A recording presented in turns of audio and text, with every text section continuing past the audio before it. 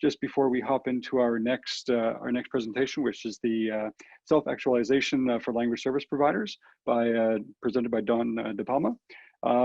So yeah, I love Don's topics. He always has riveting topics that are very, very, you know, I guess say up to date with respect to what's going on in the industry. I mean, obviously being the CEO of CSA Research, he has a lot of insight into our industry. Always a wealth of information. And I think that one thing I most love about Don's presentations is he's the epitome of a vocabulist. I mean, his vocabulary is extraordinary. And I mean, if I was an interpreter, I definitely would not want to interpret for him during his presentations. So with that, the poll just ended. So thank you for doing that.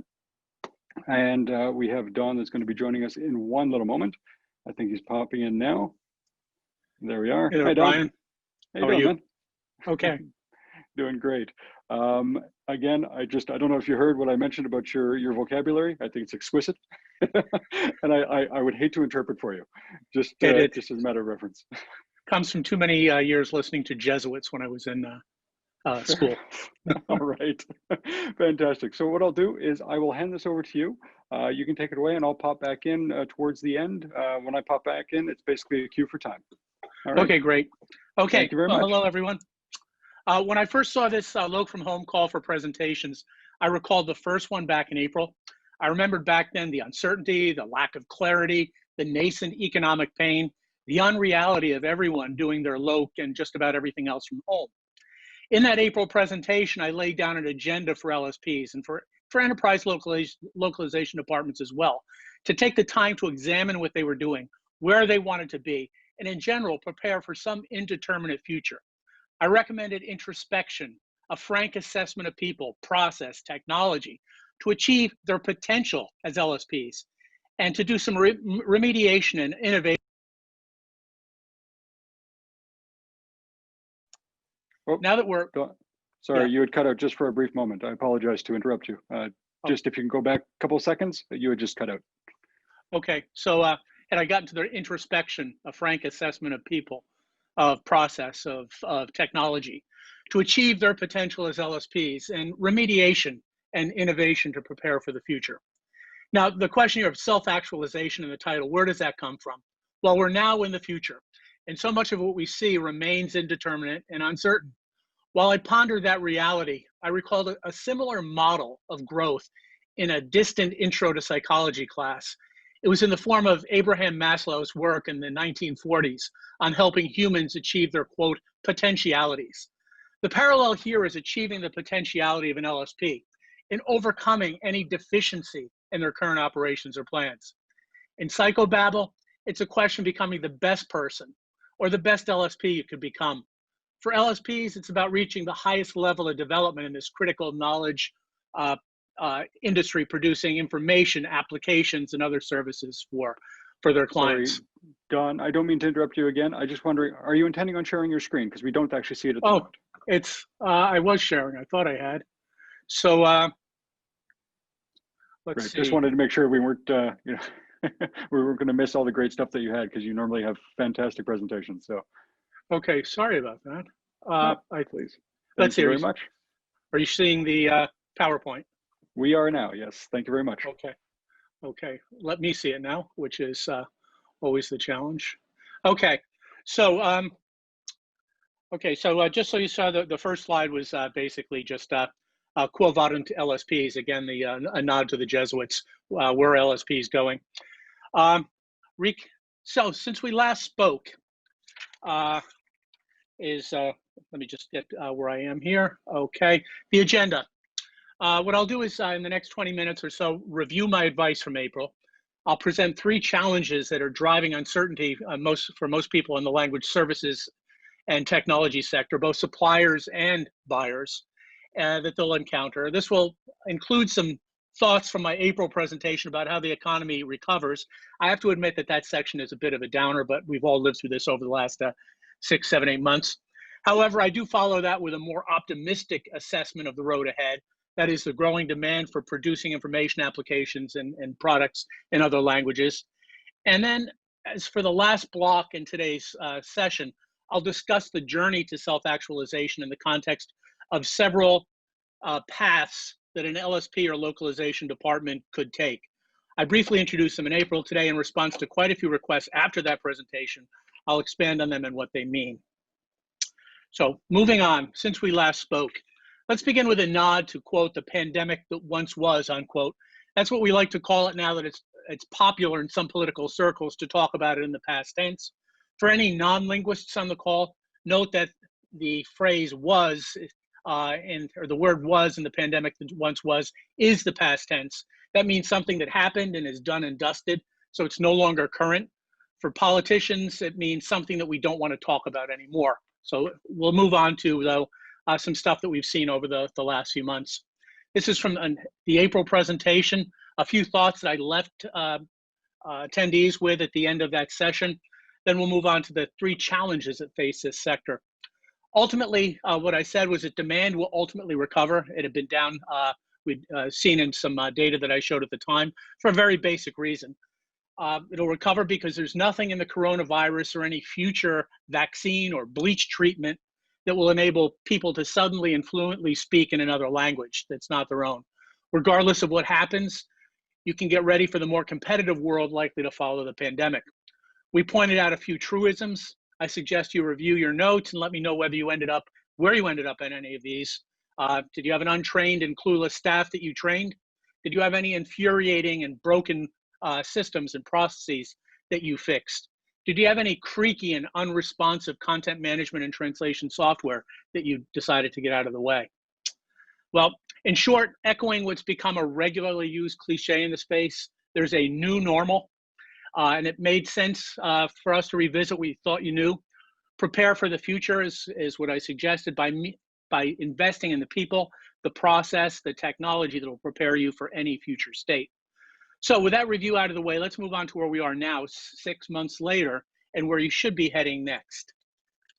Now, opinion about the future of the language sector is decidedly split. Even prior to the pandemic, many mainstream business media and even successful players in the language services and technology sector wrote about, quote, an extinction level event, quite similar to their AI-driven and MT-polluted doomsday scenarios for many human-derived services. On the other, many people inside and outside the language sector saw how language localization and cultural adaptation presented unlimited new opportunities for companies smart enough to offer the services and relevant knowledge to help them succeed in international markets. But then along came COVID-19 that substantially upset the status quo. The coronavirus tested everyone in just about every occupation on the planet. Let's review some data now from the supply side of the market. Here's the first challenge. Actually, am I proceeding in the presentation mode, Brian? We can see the slides down the left-hand side as well. So it's not full-on presentation mode. Okay, I just noticed that. Let's see if I can. There you go. Okay. So back in March, we began taking the pulse of the industry at the beginning of the COVID lockdown. We did updates in June and August. In the August survey, CEOs of the largest LSPs share their concerns. You can see from this graphic that uncertainty continues to be the dominant concern, as it was back in March. In fact, these survey results from our August survey don't look much different from what I showed back in the April webinar. We grouped their major issues into 3 buckets: uncertainty, the concerns about how long the pandemic will last, how they can maintain stability; market demand, business has been slow, continues to be so; forecasting is unpredictable; and then finally, importantly, they worry about employees. How can they protect the health of staff, manage the balance between safety and business constraints, maintain the team, ensure that people can get to and from work? So when will things get back on track? The uncertainty carries over to economists, epidemiologists, and most people that I talk to in business, in my academic circles, and with anyone who hasn't given up on science. Here's the second challenge then. In April, I took us on a walk through macroeconomics, introducing some terms such as V-shaped recovery that are by now common on discussion boards. As I said back in April, based on what the epidemiologists were telling us, COVID would peak and flatten at different times in each country or region. That means national economies would recover at different rates. Those scientists were right. Now we have everyone's most fervent hope for recovery, the V-shaped recovery, a quick rebound to normal. That did not happen. As you might recall, even some US politicians expected the American economy to be really rocking again, quote unquote, by July. I guess we didn't ask them for which year, maybe next year. So health experts and epidemiologists warned about a resurgence in virus cases come the fall in the Northern Hemisphere, which is what we're starting now. That would bring with it a new downturn in economic growth. They were overly optimistic about the resurgence. The virus peaked again in July and is being stressed again with a return to school. More recently, I ran into another model for economic and COVID recovery. While it's not very pretty of an image, it is worth factoring into your planning. I ran across an interview with Jörg Wutke, president of the European Union's Chamber of Commerce in China. He expects the uncertainty to last for another couple of years, and he's not alone in that among economists. He said the recovery is not a V, it's a W. It's looking like the top of a chainsaw, he said, up and down and painful all the way. Remember, he's saying this from China, which was the first into the pandemic and the first one out of it. Now, since I live in what used to be a forest, the image and sound of chainsaw this time of year resonates a lot as people are trying to keep the trees from taking over their property again. In any case, economies predict that fast expanding emerging economies, the ones that have been driving the world for the last few years, won't be the global growth engine that they have been. What that means is that the more developed economies will have to carry the load of the recovery. And they may be in a better position to do so because of the integration of that online component in their markets. Let's move on to the third element, the continuing mergers and acquisitions, which add to the uncertainty. Just when you thought it was safe to go back into the water, nearly 2 weeks ago, RWS, the fifth largest LSP on our global 100 list, announced it would acquire SDL, the fourth largest LSP on our list. Both are decades-old fixtures of this industry, with SDL also being the purveyor of a lot of technology used by companies and competitors. What does it mean?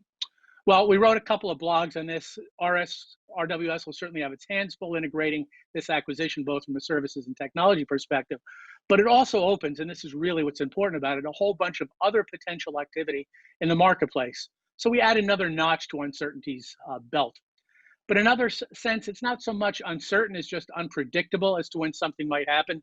We wrote our first report on regular M&A activity, the regular systematic M&A, way back in 2007. More will happen. There'll be more M&As. More will happen. It's just a question of when. Now, let's move on to the next section of today's session, future demand, and why it makes the market so interesting to so many providers.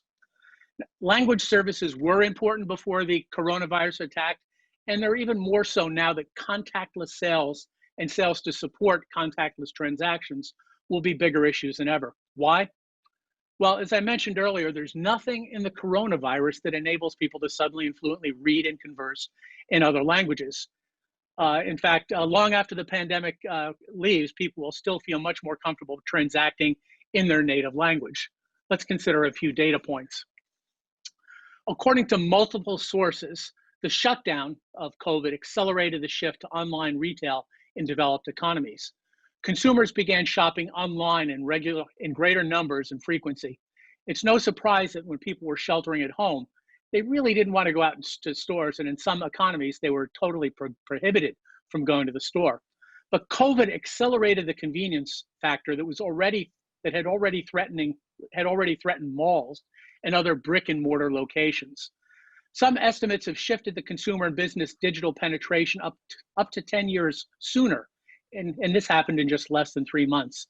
This phenomenon, of course, will vary by country, and it'll affect the more developed economies first. Those have stronger internet capabilities, stronger infrastructures, and the ability to support a high level of digital marketing, sales, support, and delivery. Now, what does that mean for LSPs? Excuse me, Don, I'm sorry to interrupt you again. Yeah, We're having some sorry. questions. If you could possibly move the Zoom top window because people are having trouble seeing the top of your slides with the titles. So I apologize. The one where you have the new share pause. There we are. Thank you very much. Greatly appreciated. You know, that usually goes away. Sorry about that. Not a problem. I'm sure everybody will be much appreciative of it. Thank you. Okay. So as part of our continuing research into the support of global brands for international markets, what we find is a growing number of retail, technology, and corporate sites that support more than the average of 5 languages or locales in a market. That's been our number for the last few years. However, while their homepages may show support for 15 or 20 languages, we find that most localize just a fraction of the content from their primary website, an average of 5 to 15%. We call that the average localization depth. What that is the number of pages in the target language versus those in the original source. Now, this sparseness of information makes gaps in content pretty evident as prospects move through the customer journey. While most LSPs don't target this opportunity today, those who are more sophisticated in digital marketing are going to explore ways to fill this enormous content gap in the customer experience. The net result is an opportunity in that most multilingual sites are not ready for this shift to online marketing, fulfillment, and support. Because of the growing digitalization and demand for it, there's more opportunity for tech-savvy and data-smart LSPs to claim a bigger role in this broader digital economy. Now, here's why the depth of localization matters graphically throughout the customer journey. We can see at various points in the journey, sites lose a substantial percentage of people passing through the websites. Here, just 4 touch points show where a company can lose up to 3/4 of its web traffic. These are from our 2020 Can't Read, Won't Buy consumer report. The same data here, somebody might leave because there's no product reviews, there's no technical support, there's no documentation in the local language. This same phenomenon is we see in the B2B version of that report based on a separate survey sample. And it's been true every time we've run this survey in 2006, 2008, 2014, and now the 2020 representative samples. At each point in the customer journey, understandable content assumes a major role in conveying informational and reputational context for products and brands. You can see substantial drop-offs here when there's missing reviews. Now let's move on to discuss a few waypoints on the journey to self-actualization. This is a bit of a dense slide here, but going back to our friend Abraham Maslow, what he did was he first proposed his hierarchy of needs in 1943. It's widely referenced in psychology and sociology studies to classify what's called the universal needs of society as a base, along with more sophisticated, acquired, and developed emotions. In his model, a person has to satisfy each stage before they can move on to the next stage. Moving then from the bottom up, Maslow determined that physiological needs for things like food, food, water, clothing, sleep, were very basic, and shelter just preceded all others. Without them, you couldn't achieve this next level of safety and security, which was characterized by things like having a family and social stability, being employed, having property, having your health. Once that was there, you felt comfortable, your physical and daily sustenance needs were taken care of. There was a roof over your head. Then you went for love and belonging here, friendship, family, intimacy, all of the things that make life worth living. Then once you do that, of course, you want to have a better family, you want to have a better shelter, you want to have a better job than somebody else. Because these were things that went to your own self-esteem, building your confidence, showing achievements in the form of how you lived, what you lived on, and so forth. And then importantly, was this level of really a higher state of being, morality, creativity, spontaneity, acceptance, the things that made you a good human being and turned you into something that in the 1940s was probably more important than it happens to be today. So what does this have to do with LSPs? Well, when I was working at our research earlier this year on the future of language services, it occurred to me that service providers work their way through a very similar kind of progression. At the very core of the basic language services that they have to offer on a reproducible basis, with consistency and quality in each instance of everything they do. There has to be that operational reliability, consistency, and data integrity level to really a data and human relationship level. Here it's about establishing a mutually beneficial relationship with a client, where that could mean a long-term contract, most favored supplier status, special services, or some other business relationship that ensures continuing stability. The LSP also becomes more conversant with a client's brand, with the content and the data, and they're better able to leverage content, data, and other tools to improve that relationship moving forward. Now, once the relationship is established, the LSP is in a position to offer much more specialized services based on their capabilities in the client's field. And at the pinnacle, the LSP may become what I think of here as an un-LSP. That is a global content strategist, or content provider. Now, those are the things that we've seen here. The observations on the evolution of LSPs are here, really showing what we've seen as how they would avoid becoming a commodity service provider. We also have a much more data-driven model in the form of the LSP metrics, but I like the Maslow approach here, which is more observational and really focuses on the things that are conceptually important as somebody moves forward. So let's look at a few of these levels. The first two steps, the basic language services and sustained reproducibility, it's really about delivering on the basics and ensuring that that you have a business. So what we see here is language traditionalists. These are they do things that have always been done in the way they've been done. Their idea is that translation is an important function.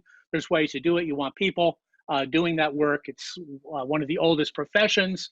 They use minimal technology. Process management may be weak because there's a lot in the heads of the individuals. Now, the companies at this stage, there's a lot of them out there. They've been doing the same thing for, in some cases, decades. They can't easily capitalize on new opportunities or markets. What they do is they'll move from one challenge to the next. What we see next is process re-engineers. These companies are moving towards improving their differentiation in a few ways by being more consistent, more reliable, having better quality. And in order to make that happen, putting in place the technology, the workflows, the processes, and training to ensure that this happens.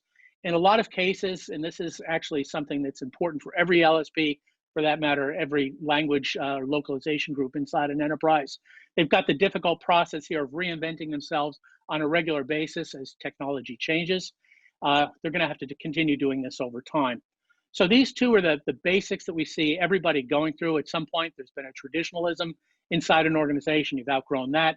Process reengineering for every organization, periodically they step back and decide, okay, we have to move forward with this information with the new technology that's available. It's basically business process reengineering writ large.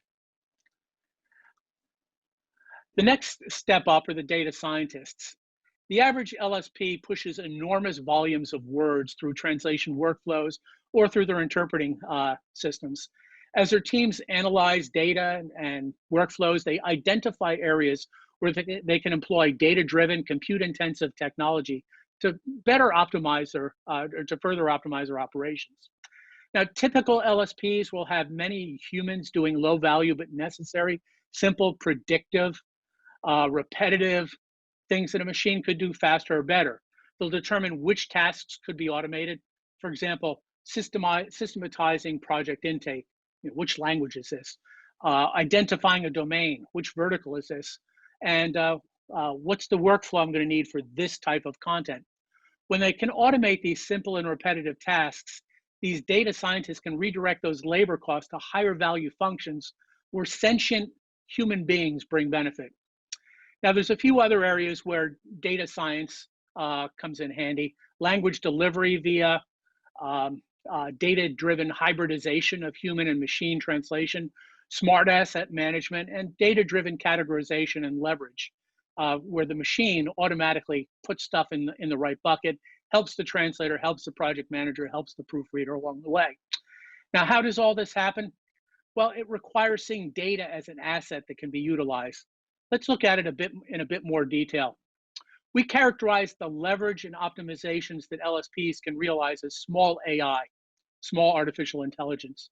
It requires the combination of investment, that is from free cash flow, the money that's left over after paying for salaries, expenses, heating, all that stuff, and importantly, all the source content flowing through the workflows. That cash funds the data science platform. For most LSPs, that's going to be machine learning software such as Google's AutoML or Microsoft's Azure Machine Learning Studio. The data, though, will be their own. Now, every data smart LSP should be able to do dozens or hundreds of what we characterize as conveniences and optimizations based on the data flowing through their system. This can be things like expanding abbreviations, correcting punctuations, identifying genders, really important for languages like Russian, extracting terminology, corpus alignment, tag handling. There's many other examples of non-productive overhead that LSPs that we've talked to could imagine. Taken individually, none of these are revolutionary, but they combine to make translation and its project management much more efficient than it is with just humans. Now, every data smart, moving up the pyramid here, we find LSPs transitioning from a basic role as a business process outsourcer, that is a BPO, for translation and interpreting, into a more sophisticated specialist in one or more related industries or disciplines. They'll heavily focus attention and investment in the areas that could propel them from being an outsourcer of simple language services to a strong position as a knowledge process outsourcer in some specialized aspect of business globalization that's more profitable, that's viewed as more essential, or that's growing faster than basic language services. For example, an LSP could create a KPO specialized offering around a vertical industry, around a service, or a content type, and where it has demonstrable expertise and success. For example, international legal compliance. It could build on its capabilities around process governance, supporting software and analyzing and monitoring conformity with laws in every locale they operate in. This KPO could offer advanced content services such as analytics, digital marketing support, sentiment analysis, content marketing, social media management, compliance, or a variety of teleservices. They could provide or add natural language processing and understanding services for their languages and locales. Now, let's close with the most aspirational path for an LSP, the move to a full-service global content strategist. These next-generation providers, they have to have demonstrable expertise in actively managing content and related services for sophisticated knowledge domains, for processing complex workflows, and delivering on business-critical requirements. On this slide, I listed a few of the 2 pages of capabilities that we had in the Future of Language Services that Strategist could offer. We've suggested dozens of other functions in areas such as specialized translation and interpreting services, linguistic asset management of both source and target, machine learning, supply chain enhancements, global app development and delivery, analytics and KPIs, and business strategy. Much of this activity deals with enterprise content strategy that's beyond localization. But like I said, this is the most aspirational path. Becoming a company that supports the global content strategy requires a major investment in reimagining and reorganizing the business in order to compete with the consultancies and professional services organizations that are intent on doing the same. It requires thought leadership, clear differentiation from rival LSPs and KPOs and enterprise competitors, and the transformation of a service-focused sales force to sell a broader array of global content solutions. So, in conclusion here, after running through those 5, there's a few things that companies can do, LSPs can do, to self-actualize into a more valuable role, and in the process, become less prone to becoming a commodity. So what should you take away from the last 20 minutes or so of this message of self-actualization? Aspiring LSPs have to break out from the pack of translation and interpreting providers. We recommended a few paths to not becoming a commodity in a growingly data-centric economy that values specialized knowledge. Let's set the bar high for the next Loc from home in the fall. Review the journey to self-actualization, rather in the spring. Pick your journey to self-actualization and pick your destination.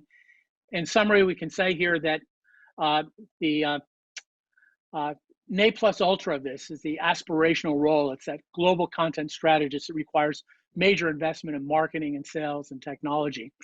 We've got a traditionally BPO function that LSP should be elevating to a knowledge process outsourcing, a much more valuable role inside a company, and one that's much stickier in terms of just having language alone.